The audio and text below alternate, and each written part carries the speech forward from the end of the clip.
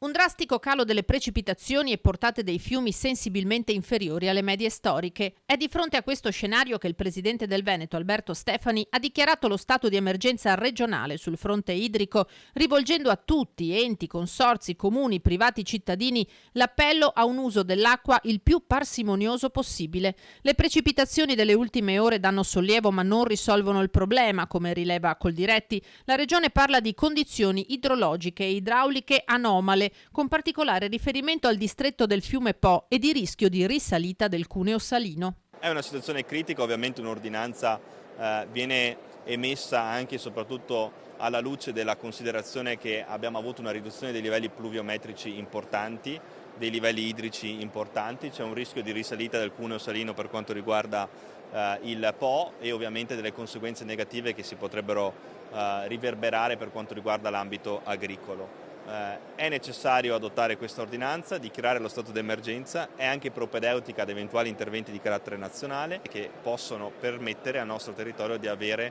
un maggiore afflusso di livelli idrometrici e quindi di acqua, anche e soprattutto per quanto riguarda il Po. Le percentuali parlano chiaro. Al 31 maggio l'anno idrologico ha segnato un meno 28%, manca dunque quasi un terzo dell'approvvigionamento d'acqua, pari a quasi 2 miliardi e 400 milioni di metri cubi. Il gran caldo della primavera ha fatto esaurire in anticipo le risorse legate agli accumuli di neve. Le portate di Piave, Brenta, Po e Adige perdono dal 21 al 23% e in sensibile calo è anche il lago di Garda.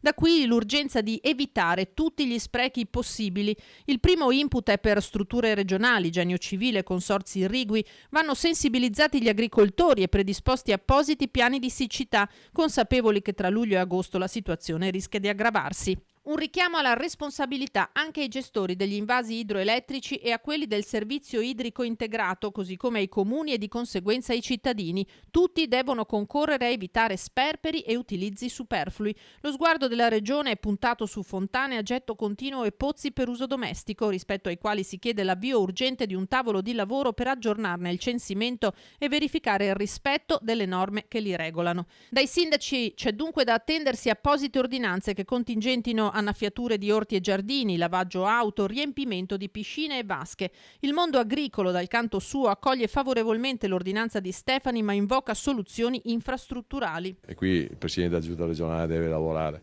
cioè procurare soldi, molti, a livello nazionale, a livello proprio nazionale, a livello del governo, per creare almeno 3, 4, 5 accaparatori di acqua, chiamiamoli invasi, ma il termine invaso fa paura, accumulatori di acqua, per evitare che situazioni come queste, che si ripeteranno, possano ancora capitare. Se iniziamo adesso avremmo le opere fra 3 anni. Necessità di cui Bond ha parlato nelle scorse ore anche al Ministero dell'Agricoltura, sottolineando che però non ci si salva da soli, e il Po ne è un esempio eclatante. Di fronte alla crisi idrica a monte hanno fatto scorte, lasciando all'asciutto il Veneto.